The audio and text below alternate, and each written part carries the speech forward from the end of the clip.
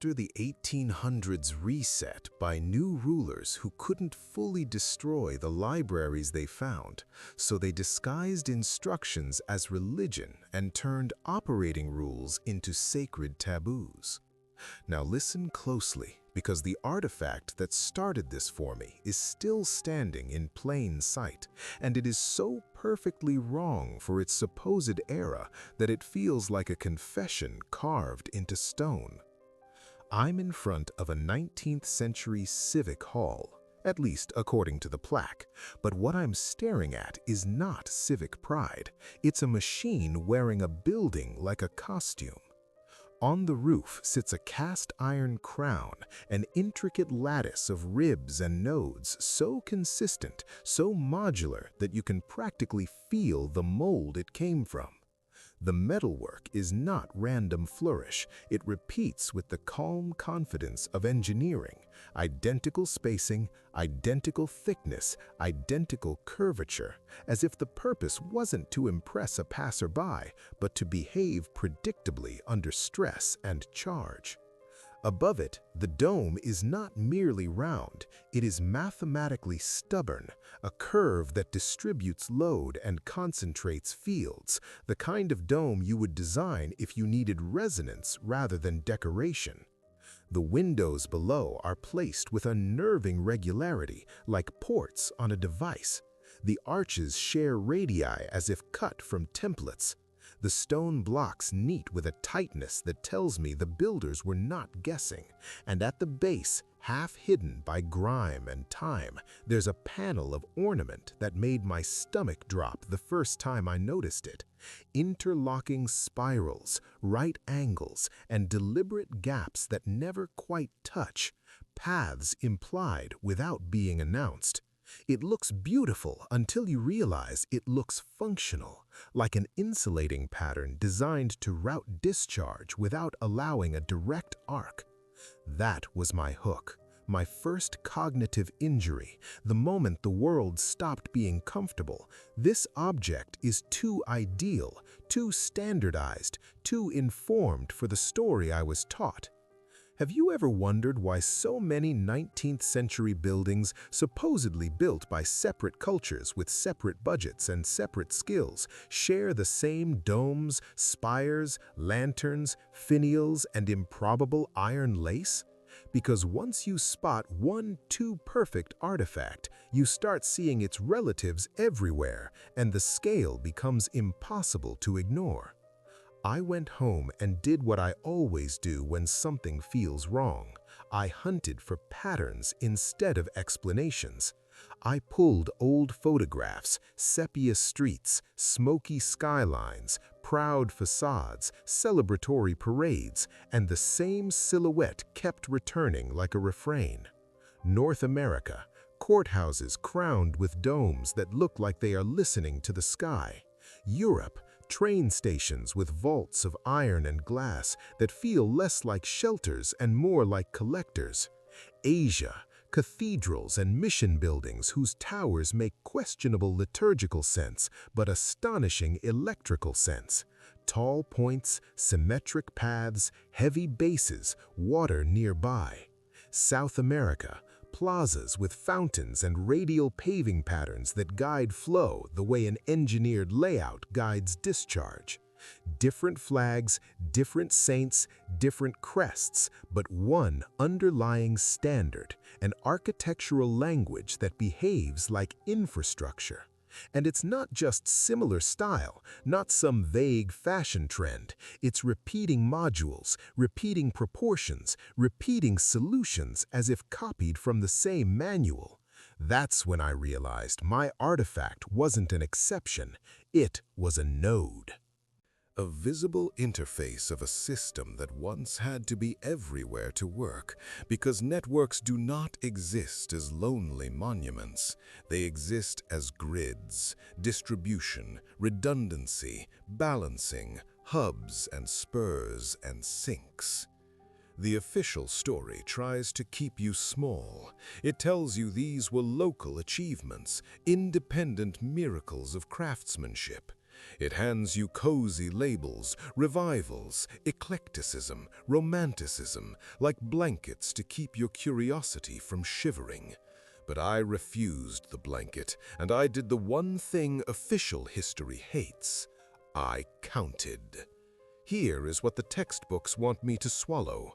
Peasants and local craftsmen with hand tools and horses built these stone giants on donations and civic pride in a few decades, while also surviving winters, raising children, harvesting crops, and living in economies that supposedly still crawled through mud. It is a pleasant bedtime story, humble people, simple means, grand results. It is also a logical dead end the moment you force it to pay its bills. Because a single dome of dressed stone and iron ribs requires quarrying, transporting, shaping, lifting, aligning, fastening, and finishing. Each step has a measurable cost in time, labor, and tooling. Multiply that by thousands of domes, miles of ornate cast iron, acres of carved stone, corridors of brick vaulting, and the donation story becomes a fairy tale with missing chapters. You cannot lift 30-ton blocks to roof height without scaffolding that itself is a serious industrial project. You cannot produce standardized iron lattices across continents without foundries, molds, quality control, and a reason to mass-produce components that fit. Many hands does not explain repeating precision. Horsepower does not explain uniformity. Ingenuity does not explain why the same solutions appear everywhere, as if copied from a known standard rather than invented locally. And this is where official history begins to crumble, because the moment you demand logistics instead of romance, it starts speaking in fog. Materials were brought by wagon, it says. Local stone, it says. Volunteer labor, it says. But wagons don't explain how the same kind of precision shows up in places described as remote frontiers. Local stone does not explain identical templates. Volunteer labor does not explain the near absence of tool marks you'd expect from desperate improvisation. And the more I pressed, the more I noticed a strange pattern of evidence. Endless photographs of finished buildings, endless photographs of parades and ceremonies, and an obsessive number of photographs of ruins, fires, collapses, aftermaths, but a suspicious lack of detailed construction documentation. Not none, but just enough to soothe, not enough to illuminate. That imbalance is not random, it's a signature. It's what institutional silence looks like when it must leave a paper trail but wants to control which pages you read. Then I shifted my attention away from beauty, because beauty is where they want you to get lost, and toward mechanics, because mechanics is where a mask slips. How did they transport the materials? How did they lift them? How did they power the tools? How did they coordinate the schedule? The official answers are always soft and reverent. They worked hard, they were inspired, they sacrificed. Those words are moral, not technical. I wanted technical. So I started mapping where these monuments sit inside cities and where cities sit inside landscapes. That is when the system began to reveal itself in the quietest way, through constraints. Again and again, the same placements, proximity to water, elevated points, central plazas, symmetric approaches, heavy masonry bases, tall conductive spines, and, this matters, Fountains that are dismissed as decoration but behave like engineered fluid systems. A fountain is pressure, flow, aeration, mineral content, conductivity. If you are harvesting atmospheric electricity, water is not a pretty extra. It's a sink, a buffer, a conductor, a coolant, a stabilizer. Old plazas place fountains like hearts in chests, and the paving radiates like arteries. The official eye sees romance. The engineering eye sees a network. And the ornament I found on my first artifact, spirals, interlocking paths, repeated motifs, kept appearing on railings, lintels, cast iron gates and spires. People call it decorative language. I call it routing logic wearing lace, not because I want it to be a circuit, but because the gaps, the repeats, the symmetry, the deliberate separations look like the denial of the obvious when you keep insisting it's purely aesthetic. Then came the question that changes everything. What if the architecture was never primarily about worship or governance, but about interfacing with the sky? If you place a pointed conductor into a charged atmosphere, you invite discharge. If you route that discharge through controlled pathways into mass and water, you can do work, if you know how to regulate it. That if is the dangerous part, because regulation is what keeps operators alive. Complex fields punish carelessness. So a civilization that relied on ether or atmospheric gradients would need strict protocols, not just to function, but to survive. It would need warnings, it would need procedures, it would need a culture of compliance. And that culture is exactly what you can preserve by turning it into religion. That was the moment my story snapped into place, not as fantasy, but as motive. After a reset, the inheritors find Tartarian libraries, technical knowledge they do not want the public to wield. Burning is risky, incomplete, and obvious.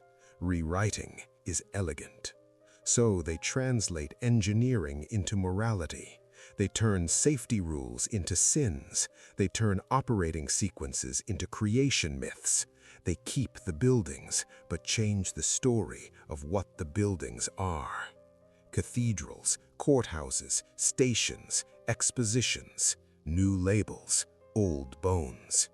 And they punish curiosity as heresy, because heresy is a social weapon that doesn't require police when the community does the policing for you. That's the genius. You don't need perfect censorship, you need obedient forgetting.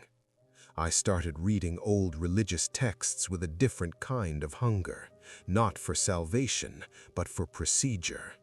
And suddenly the tone sounded less like poetry and more like hazard signage written by people who knew what happens when you ignore boundaries.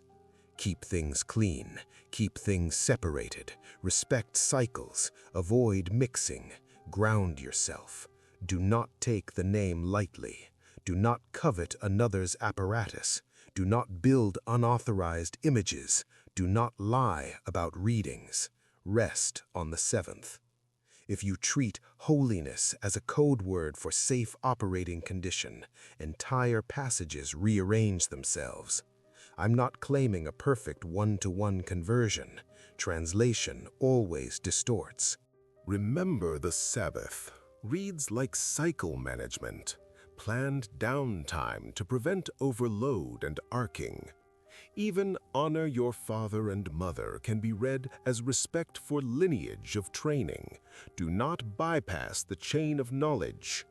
Then there is Genesis, the most misunderstood manual in the library. Let there be light is exactly the line you write at the moment a system energizes. Separations, light from dark, waters above from waters below sound like boundary conditions. A firmament reads like a dielectric layer. I'm saying there is enough overlap to make denial feel like a choice rather than an analysis. Consider the commandments as a compliance layer for a dangerous system. No other gods before me could be interpreted as no other power sources connected to this grid. Do not make a graven image could be do not fabricate unapproved resonators. Do not take the name in vain could be do not invoke the system improperly. Do not energize without protocol. Waters above could be the charged atmospheric layer, waters below the conductive ground and reservoirs, the staged progression, layers, cycles, then moving parts resembles commissioning. It's not proof by itself, it's a key that fits too many locks. And when a key fits too many locks, it's either coincidence or design. The official story begs you to stop at coincidence because coincidence is safe. Design is threatening. Now comes the part they really do not want you to ask. If there was such a grid, why does it feel dead now? Why do the domes still stand, but the purpose seems absent? Because systems can be decommissioned without being demolished. You cut connections, you remove tuning elements, you bury access points, you strip conductive crowns, you replace fountains with flower beds, you restore spires by simplifying them, you repaint iron into harmlessness, you label basements storage and seal them behind new walls, and then you build a new grid, copper and fossil fuel on top of the old one, claiming it as progress. That is where the crisis phase appears in the record as a series of convenient disasters, city fires that necessitate reconstruction, wars that accidentally shatter domes, modernization drives that remove dangerous metalwork, building codes that forbid unnecessary spires, and endless renovations that always seem to strip away the same features, crowns, finials, railings, waterworks, and any component that looks like it interfaces with the air. Look at the photographic obsession of the era. They captured ruins with devotion. They loved rubble. They documented destruction like it was a sacrament. But where are the photographs of calibration, of installation, of tuning? Where are the images of technicians aligning crowns, testing discharge paths, managing water chemistry, grounding nodes, and measuring gradients? The lack does not prove a conspiracy by itself, but combined with the repeating architecture and the unwillingness of official narratives to discuss mechanics, it becomes more than absence. It becomes a shape. The shape is suppression through reframing. And in that reframing, language is the tool. A conductor becomes ornament. A resonant chamber becomes nave, a control room becomes sanctuary, a distribution node becomes monument, a safety manual becomes scripture. Once those words settle, the public stops asking technical questions because the technical category has been removed from the object. That is institutional silence at its finest, not a gag, but a reclassification. Then comes the big unification, the part that Tartaria vault-style storytelling always drives toward, because the small anomalies only matter when they connect into one system. Put the strands together. Global repetition of architectural modules, standardized dome geometry that behaves like resonance design, placement rules that align with field capture and grounding, fountains acting as conductive buffers, ornamental routing logic embedded in iron and stone, missing construction documentation paired with abundant ruin documentation, systematic removal of conductive crowns and waterworks during modernization, and the reformatting of technical language into religious myth.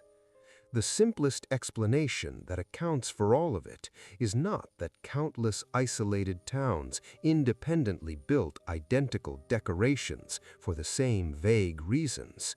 The simplest explanation is that these structures were parts of a global system inherited after a reset, a system associated with what we now call Tartaria, whether that name refers to an empire, an administrative layer, or simply a civilization whose map label was later erased. The reset itself does not need to be a single theatrical apocalypse to be real. It can be a sequence: catastrophe, takeover, decommissioning, reframing, and educational rewriting. The Great Dumping becomes not just a flood of mud or a sudden burial, but a flood of narratives, new textbooks, new origin stories, new heroes, new timelines. The old world is not only covered physically, it is covered linguistically. And that is why you can stand in front of a building that behaves like a machine and still be told it is just style, because style is the safest word for stolen function. Now I want to speak directly to the hidden function, because this is where the story stops being architecture trivia and becomes an unsettling possibility. What if these nodes were built to harvest atmospheric electricity, to interface with the ether, to distribute energy without our modern kind of wires? What if cathedrals were not merely houses of prayer, but field processors, resonant chambers that stabilized charge and converted it into usable form? What if fountains were not merely pretty, but junction points, fluid-based regulators that helped manage potential differences? What if the repeating ornamental motifs were not meaningless flourishes, but visualized pathways, like a diagram left on the skin of the machine so trained operators could read it at a glance? If that is even partially true, then the religious reformatting of manuals makes brutal sense, because the first thing a new ruling class would fear is an educated public discovering that power once came from the sky and that they could potentially rebuild it. It's not just energy, it's independence. It's the end of centralized control, and centralized control is what resets are for. So the manuals become myths, the protocols become prayers, the warnings become commandments, and the operators become priests in robes who preserve ritual while losing or hiding understanding. The public repeats words, not procedures. The grid goes dark. The buildings remain as shells, and anyone who points to the shell and asks, "What was this really?" becomes a problem to be mocked, labeled, or ignored. That mockery is part of the system, too. It is the immune response of a narrative that must protect itself. And here we are at the philosophical end, the moment I always return to when I'm alone with these stones and this cold iron.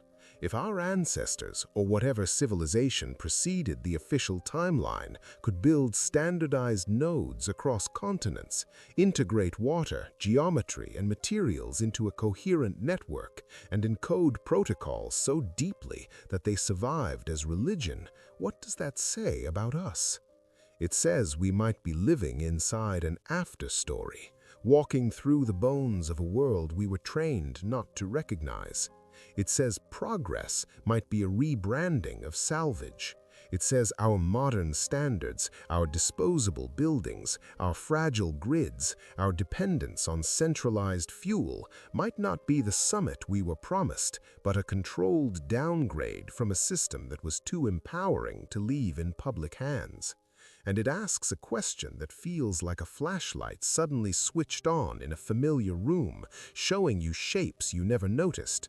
If the world is full of interfaces we've been taught to call decoration, what else have we been trained not to see? So here is my final invitation, spoken like a quiet dare. The next time you pass a dome with a crown of iron, a cathedral spire that seems too precise, a fountain in a plaza that feels suspiciously central, stop and look as if you are not a tourist, but a detective. Look for repeating modules. Look for symmetry that serves function. Look for water and height and conductive paths. Listen for the hum of denial in the official explanation when you ask, how? Because once you learn to notice the difference between culture and infrastructure, the city becomes a map of something older than the story printed on plaques. And if that older system was real, if the Tartarian library was real, if the reset was real, if the manuals were rewritten into myths, then the greatest theft was not the buildings. It was your perception. It was your vocabulary. It was your permission to ask. So I'll leave you with the question that keeps me awake and keeps me walking back to these crowned domes at dusk. If so much can be hidden in plain sight by simply renaming it, what part of your world is only invisible because you were taught the wrong words for it?